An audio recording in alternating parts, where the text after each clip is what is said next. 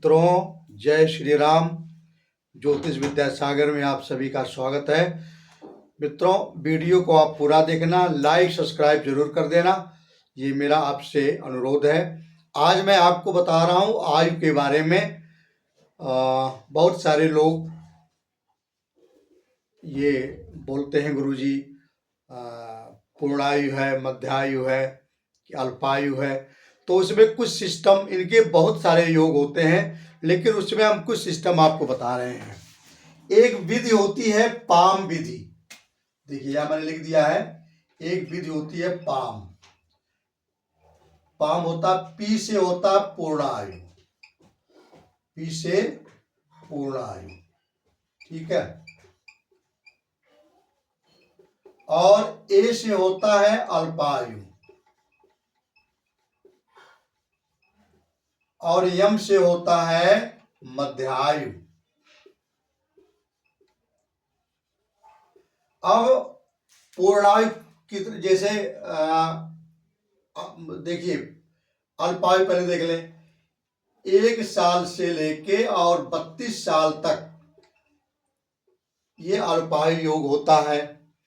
और मध्यायु 32 साल से 64 साल तक ये मध्यायु होती है।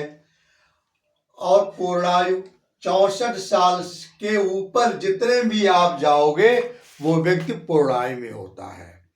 इनका एक छोटा सा सूत्र मैं आपको बताता हूं कि ये होता कैसे है।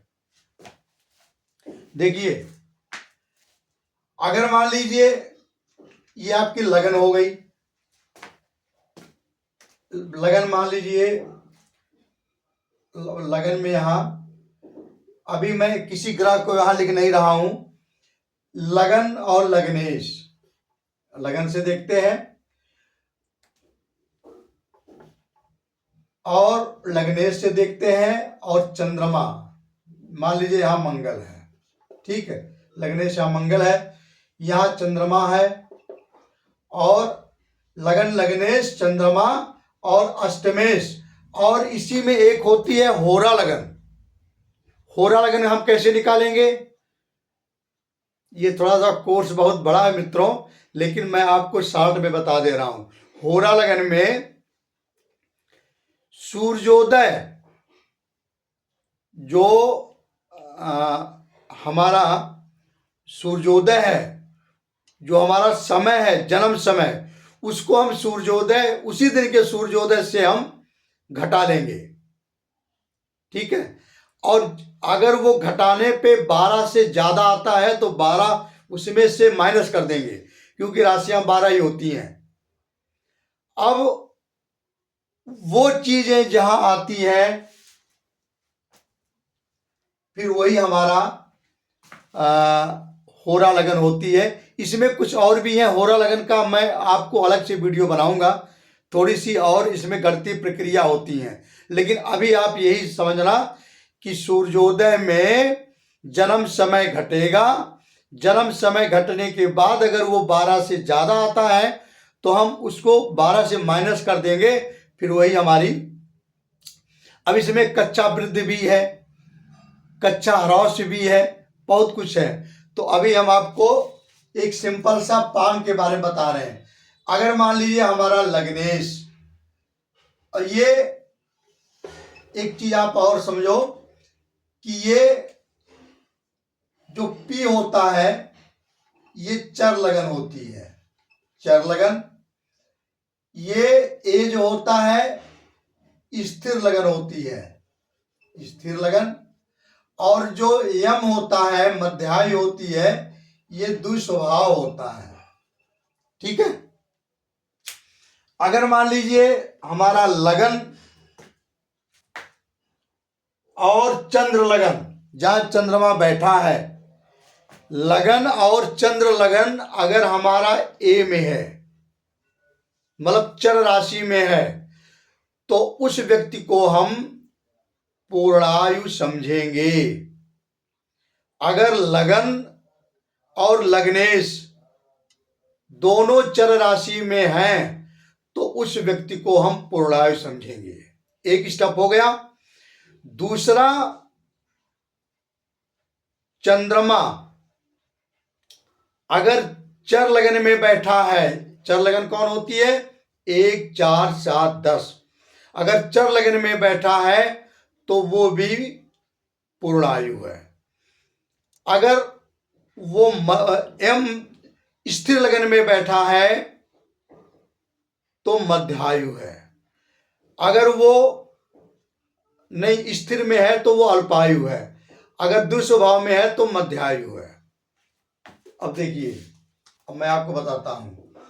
अगर चंद्रमा लग्नेश, सॉरी मैं बता देता हूं आपको।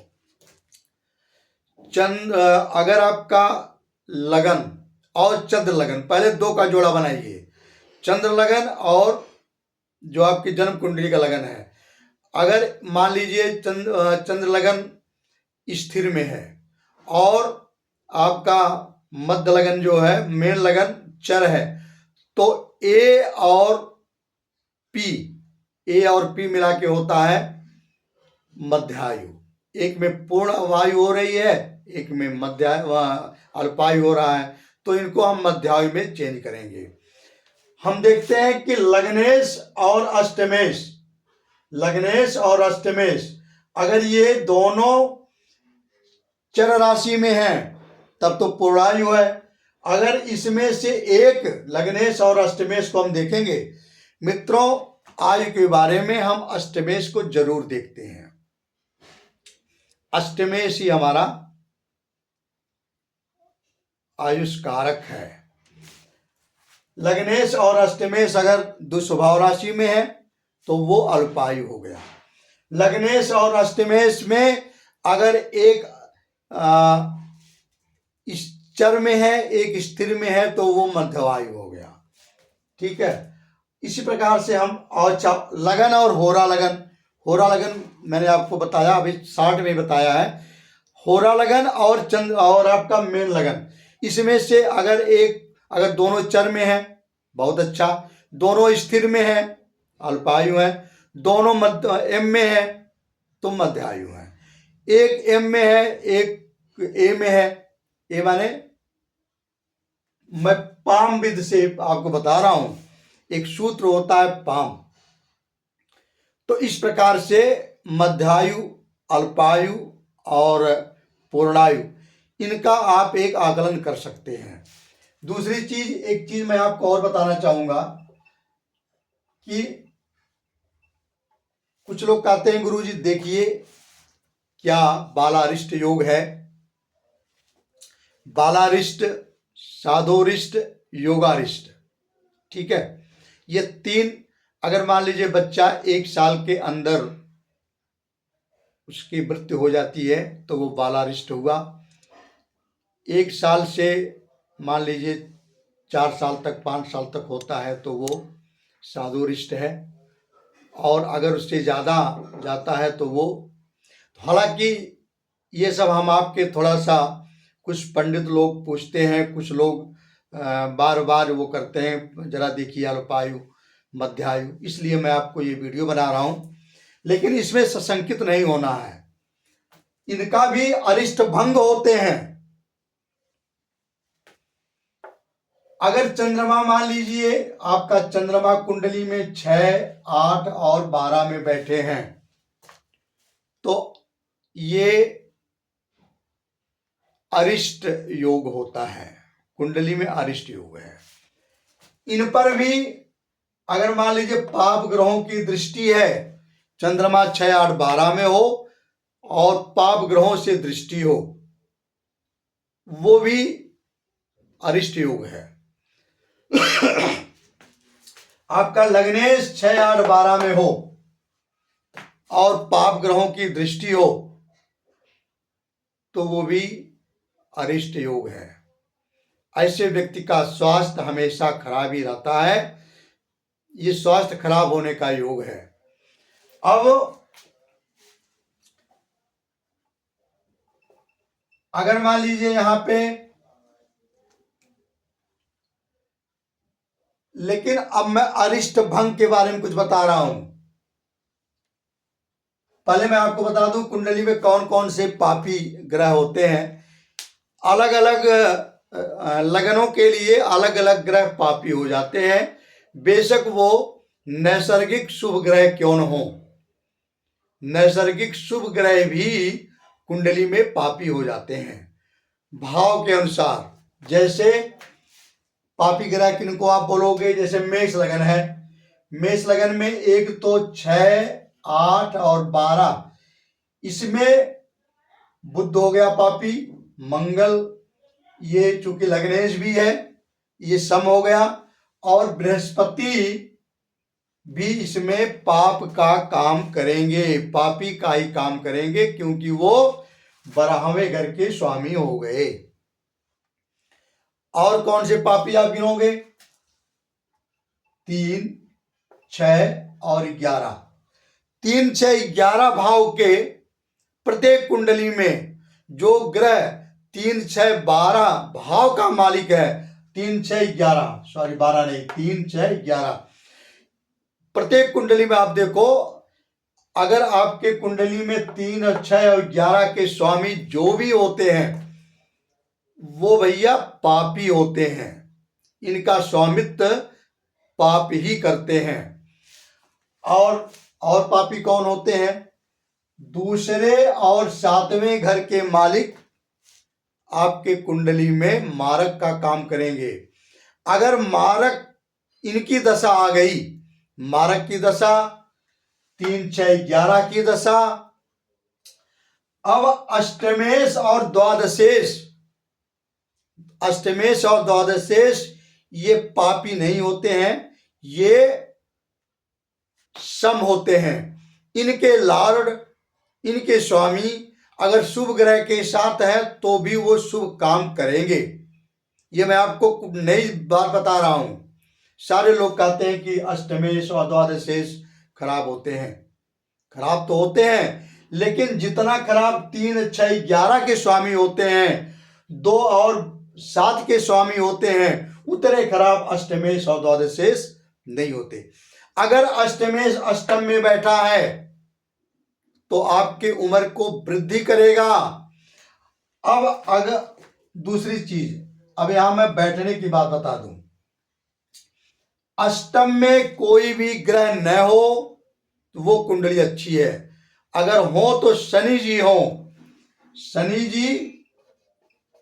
शनि अगर अष्टम में बैठे हैं तो वो आयु की वृद्धि करते हैं, ये आयुष कारक होते हैं।